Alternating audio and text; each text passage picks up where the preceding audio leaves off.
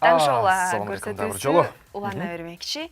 2013-жылы алтынын статуэткасынын ээси таланттуу Тима Мукашев бүгүн Таңшолада.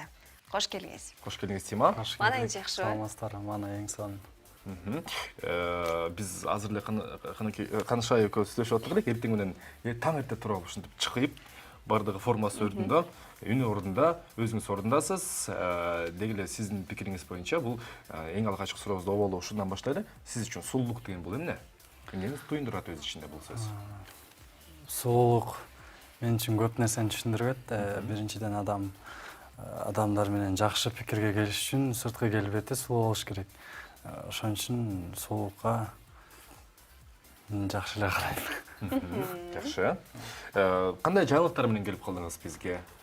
Жаңылыктар Кудай буйрса жакшы.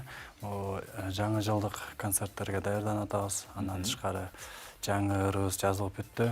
Жакында жаңы клип тартып алайын деп турабыз. Эң сонун экен. Акыркы клипиңизди көрдүк. Ала тоо ак мөңгүсүн Калпагын кийген кезде. Калпагын кийген кезде. Негизи бул клип кайсы жактан тартылды эле? Абдан сонун тартылган. Бул клипте көлдөн тартылган, ар кайсы областтардан тартылган, Кыргызстандын. Мен ырдаган жерим болсо, акыркысы Бишкек шаарынан эле Аларча Коругунда, ошол жакта тартылган. Бир айдай тартылды бул клип өзү. Бир ай бою тартылган, жакшы. Бир ай монтаж болуп, бир айдын ичинде бүттү, анан кийин эфирге бердик. Жакшы, бир ай деген менимче жакшы көрсөткүч, себеби азыркы тапта ырлардын дагы, клиптердин дагы мындай кыш чыгара турган, кирпич чыгара турган заводко окшоштура баштадым да мен. Анан ушул тууралуу өзүңүздүн пикириңиз негизи бир жыл ичинде бир ырчы өзүнө кайсы бир деңгээлде мен чыгышым керек деп ошол максатты алгач коюп алып, анан ырлардын дагы, клиптердин дагы санынан, сапатынан санына көңүл бурган учурларды кездештирип атабыз. Сиз үчүн чыгармачылыкта сан маанилүүбү, сапат маанилүүбү? Албетте сапат маанилүү, бирок ошол эле убакта санды дагы, сапатты дагы көбөйткөнгө аракет кылам. Эң сонун экен. Негизи бүгүнкү биздин темабыздын аталышы бул жасалма сулуулук деп атап койгонбуз. Анан сиз эгерде жакын арада үйлөнүп калсаңыз же болбосо кандайдыр бир айымдар менен, бикештер менен мамиле курганда жасалма сулуулукка кандай карайсыз? Же болбосо сиз сүйлөшкөн айым сөзсүз түрдө табият берген өзүнүн чыныгы сулуулугу менен болуш керекпи? Негизи боёнбой эле чыныгы табият берген сулуулугу менен болсо жакшы, бирок боёнгонго деле каршы карабайм, анткени адам өзүнүн эркин жана сулуу сезиш үчүн бир нерсени себеп кылат да, ошон үчүн боёнгондун деле зыяны жок деп ойлойм. Анткени кээ бир адамдар ичинен мен сулуу болуп калдым, боёнуп алдым деп өзүнө ишенчиликтүү болуп, анан кийин жашоодо дагы ошол маанайда жүрөт да. Ошондуктан мен боёнгонго эч кандай каршы каршы эмесмин. Ал эми пластикалык операцияларга кандай карайсыз? Андай жакка терс. Мисалы, мурдумду кичинекей кылат элем депчи. Мурдун кичинекей, башка жерин Көзүмдү чоң кылат элем. Жок, билбейм, мен болсо эгер тааныштарым болсо же жакындарым болсо, албетте каршы болмокмун. Эми ар бир адамдын өзүнүн эрки, кандай сулуулук кылат. Бирок мен жакындарым, эгер мен эжем же болбосо карындашым кылам дей турган болсо, мен албетте каршы болмокмун. Анткени Кудай берген эле сулуулук өзүнө жарашат деп ойлойм.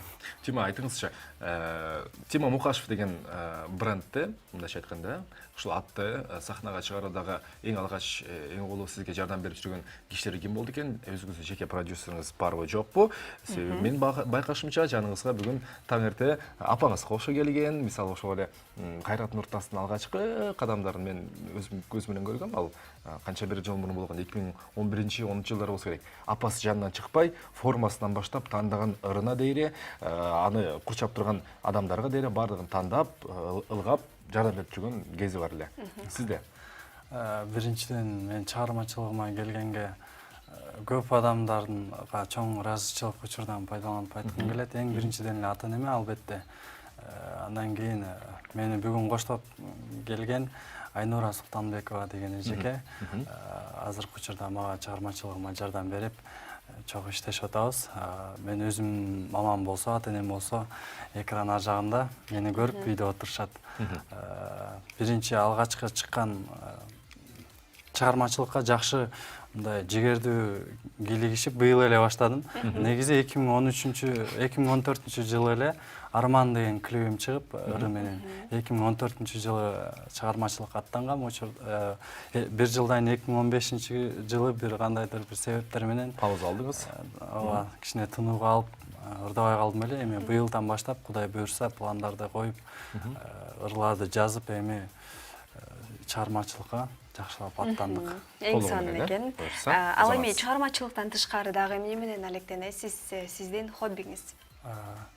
Чыгармачылыктан сырткары азыркы учурда алектене элекмин, анткени бардык убактымдын баарын чыгармачылыкка эле жумшап келдим. Буга чейин алектенгем, спорт менен алектенишим буга чейин.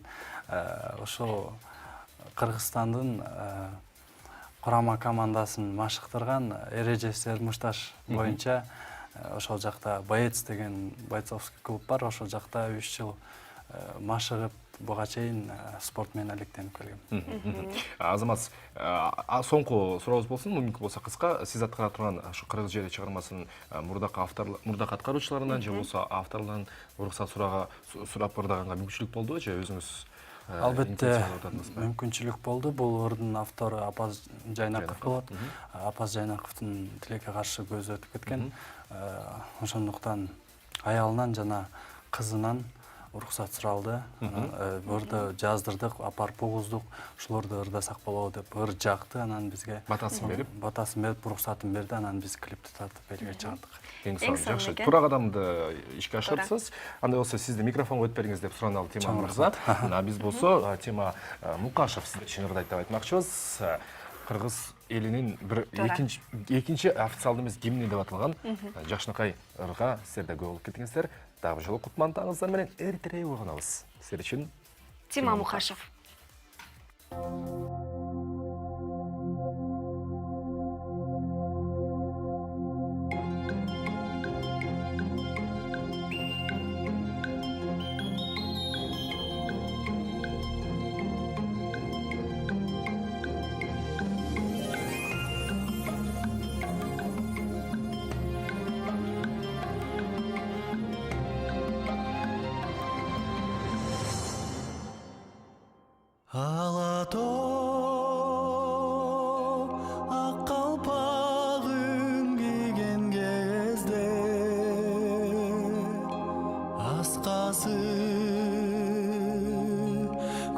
Asmanға тиген кезде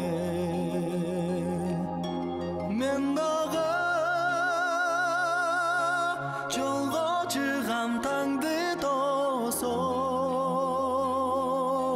кучактай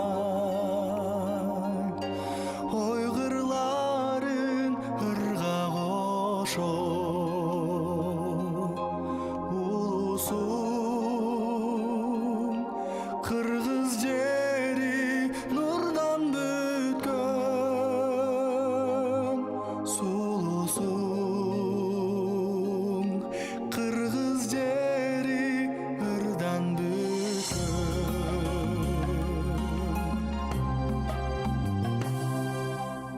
ысык көл жердин көзү кырлар кашы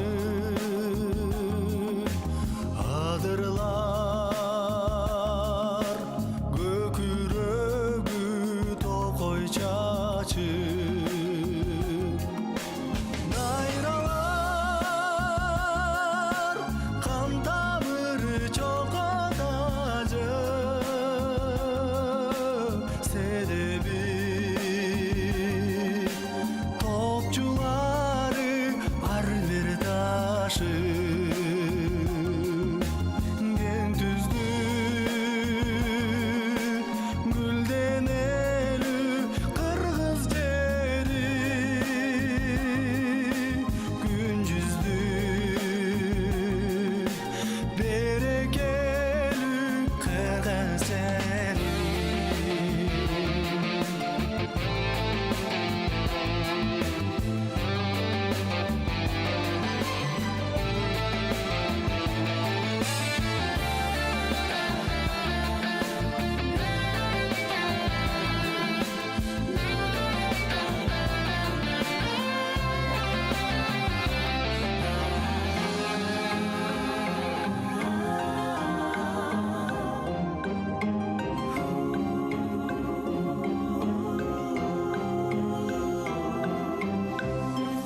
Yıldızlar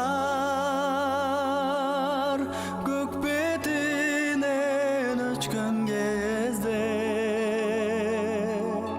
Jarık nur cer jama